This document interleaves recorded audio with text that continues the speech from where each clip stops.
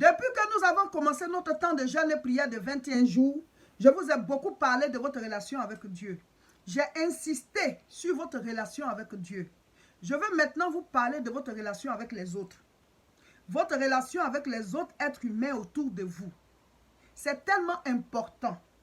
J'ai l'habitude de dire que la croix de Jésus-Christ, il y a une barre verticale et il y a une barre horizontale. Jésus a été crucifié comme ça. Alors, la barre verticale signifie quoi? Ça signifie que le sacrifice de Christ à la croix rétablit notre relation avec Dieu. La barre horizontale signifie que le sacrifice de Jésus à la croix rétablit notre relation avec les autres êtres humains. Dieu n'est pas un Dieu d'injustice. Dieu ne fait point de favoritisme. Dieu n'exclut personne. Dieu ne favorise pas, Dieu ne rejette pas.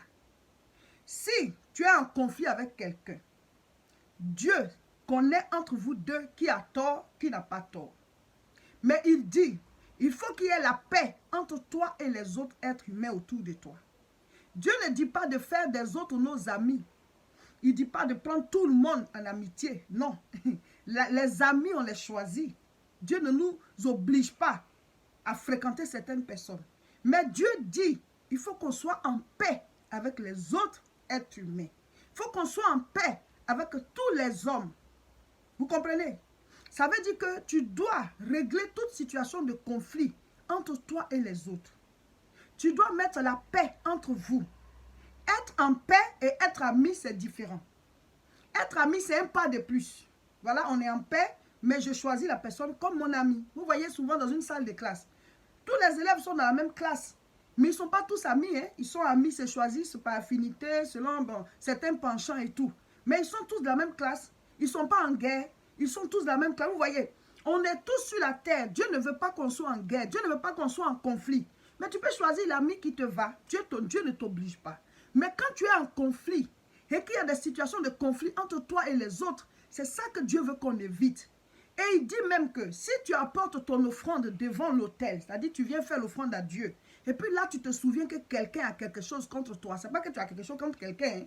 La personne a quelque chose contre toi. Toi, dépose ton offrande, laisse ton offrande et va te réconcilier avec la personne.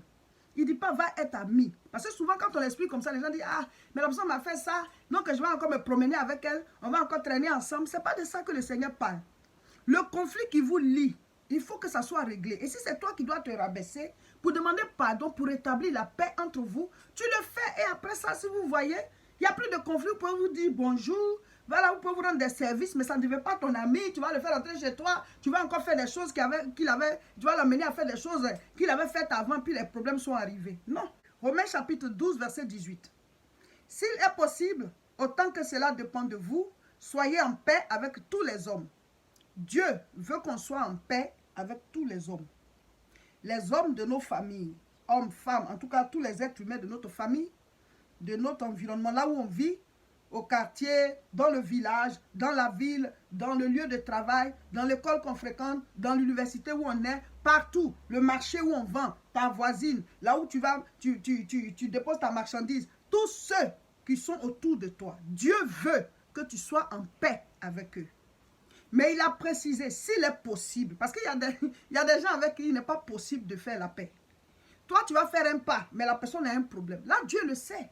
Quand le Seigneur dit que quand tu apportes ton offrande à l'autel, et que là, tu te rends compte que quelqu'un a quelque chose contre toi, va d'abord te réconcilier avec la personne. Ça veut dire que ben, tu peux même avoir raison, mais il y a des gens qui ont leur logique à eux, et la personne t'en veut, va te réconcilier pour que tu aies la paix avec cette personne.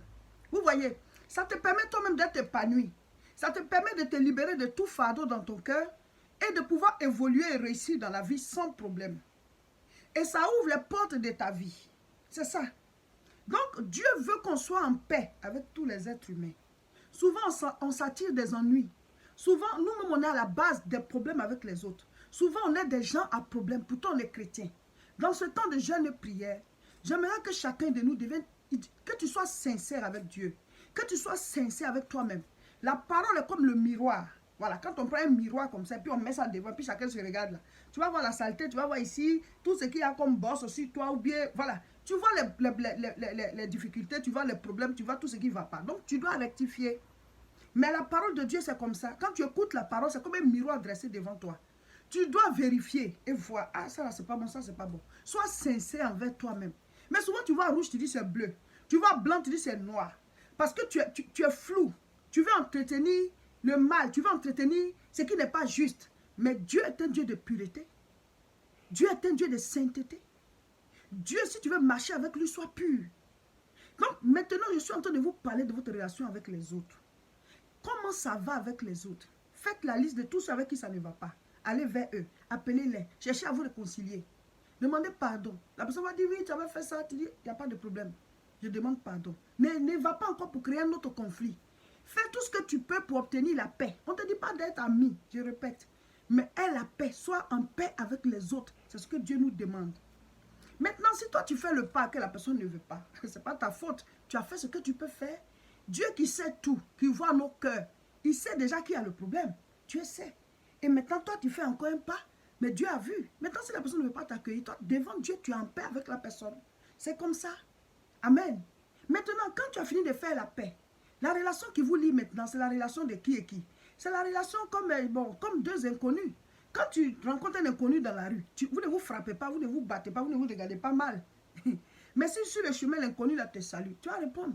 S'il te demande un renseignement, tu vas lui donner. Mais tu ne vas pas prendre l'inconnu là pour rentrer dans ta maison. Ce n'est pas ton ami, tu ne le connais pas. Donc quand vous réglez les problèmes entre vous et les autres, vous devenez comme des inconnus. Vous n'êtes pas des amis, vous n'êtes pas des ennemis non plus. Maintenant, si c'est un frère, une soeur ou bien quelqu'un de ta famille, mais tu vas rester juste à la relation normale. Mais dans la famille, il y a des gens avec qui on est amis. Hein? Voilà. Mais si tu sais que la personne, c'est vrai que c'est ton frère ou bien c'est ta soeur, mais c'est une personne à problème, tu n'es pas obligé d'être ami avec la personne.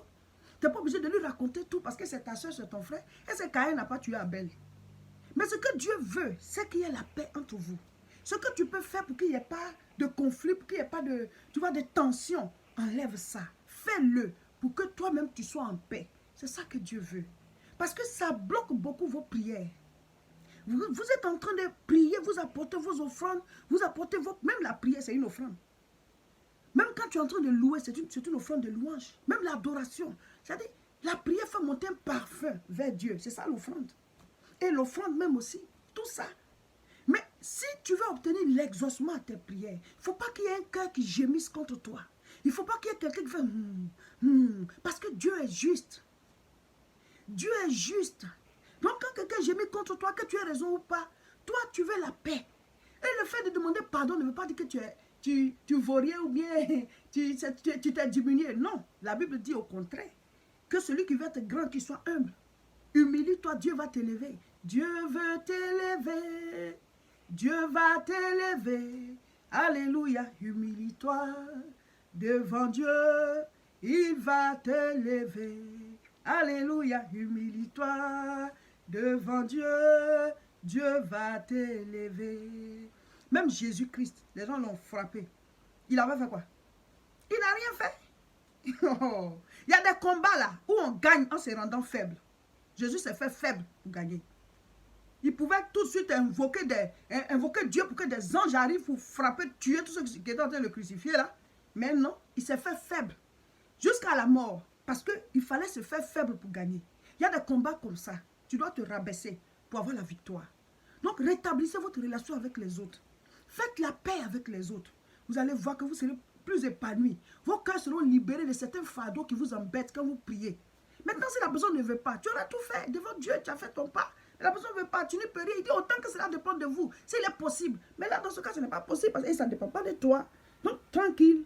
Romains chapitre 13, le verset 7. Rendez à tous ce qui leur est dû. L'impôt à qui vous devez l'impôt. Le tribut à qui vous devez le tribut. La crainte à qui vous devez la crainte. L'honneur à qui vous devez l'honneur. Vous voyez? Et je lis le verset 8. Ne devez rien à personne, si ce n'est de vous aimer les uns les autres, car celui qui aime a accompli la loi. À travers ce passage, qu'est-ce que Dieu veut nous dire? Dieu veut nous dire d'identifier les personnes qui sont autour de nous et d'identifier ce qu'on leur doit. Qu'est-ce que tu dois à telle personne? Qu'est-ce que tu dois lui rendre? Qu'est-ce que tu dois faire? Chaque personne a un rôle dans notre vie et nous avons un rôle dans la vie de la personne. Vous comprenez? Si c'est juste des inconnus, peut-être ce que tu leur dois, c'est ton sourire, ton bonjour. S'ils te demandent des services, tu leur rends. Si cette personne est ton papa, qu'est-ce que tu dois à ton papa? La Bible dit honore ton père et ta mère. Ta mère, qu'est-ce que tu lui dois? L'honneur. À ton père spirituel, ta mère spirituelle, ou bien des gens qui t'ont aidé spirituellement, ou bien dans la vie de tous les jours, ce n'est pas tes parents, mais qui t'ont pris comme des parents. Tu leur dois l'honneur. Vous comprenez? Des gens t'ont rendu service. Qu'est-ce que tu leur dois? La reconnaissance. Il dit le tribut à qui tu dois le tribut, l'impôt à qui tu dois l'impôt, l'honneur à qui tu dois l'honneur. Ne dois rien à personne. Quelqu'un m'a dit oui, je t'ai fait ça, tu as été ingrate. Tu lui dois de la reconnaissance. Vous comprenez? Soyez en paix avec les gens. Soyez en paix. Ça libère vos vies, ça brise les jougs, ça brise les chaînes, ça brise beaucoup de choses. Soyez en paix avec les gens. Identifie ce que tu dois à chaque personne. Et rends-lui cela. C'est ce que la Bible dit. Cette personne, tu lui dois quoi? C'est ton patron. Tu lui dois le respect. C'est ton collègue. Tu lui dois, c'est-à-dire chacun de vous doit avoir un respect mutuel l'un pour l'autre. Celle-là, c'est ta belle-mère. Tu lui dois le respect. C'est ton beau-père. Tu lui dois le respect. Celui-là, c'est ton beau-frère. Tu dois le respecter. Il te respecte. Vous comprenez? Qu'est-ce que tu dois à chaque personne autour de toi? Maintenant, si tu vois que ce que toi tu dois faire, tu n'as pas fait, tu dois demander pardon. Tu dois demander pardon parce que tu lui dois ça. Tu lui dois ce respect-là.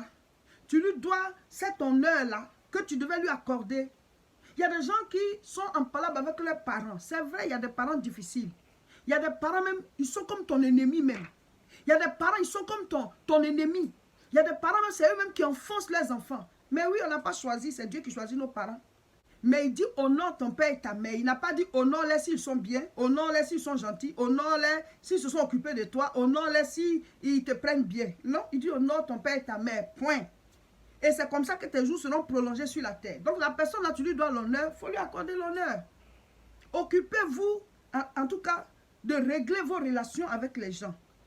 Beaucoup de personnes ont des portes aujourd'hui fermées parce que elles n'ont pas été reconnaissantes là où elles devaient être reconnaissantes.